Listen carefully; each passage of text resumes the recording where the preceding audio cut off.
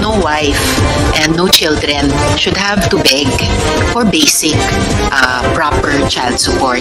We know in principle that character is just as important, kasing timbang ng competence. Ako po bilang PNP widow at yung at least isa pang kasama ko dito sa komite na spouse sa Army, alam po namin kung ganong karaming mga opisyal ay maayos na inaalagaan ng inyong mga pamilya. But there's also still a lot of pain dahil sa ganitong mga issue.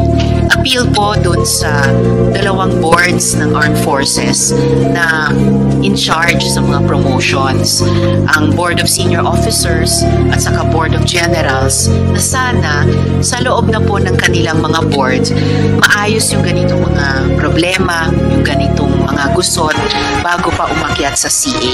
Kasi sabi na rin po namin noon, hindi naman po kami family court at dapat sana ma-address po at ma-resolve yung ganitong mga issue bago iakyat sa CA. Earlier we were talking about base pay and half of base pay. Confident po ako, Mr. Chair, na mariresolve natin yan in caucus. In solidarity rin with lahat ng mga wives at widows sa ating armed and uniformed institutions ng ating Estado. I move to suspend the deliberation on the ad interim appointment of General Sevilla so the committee can go into caucus.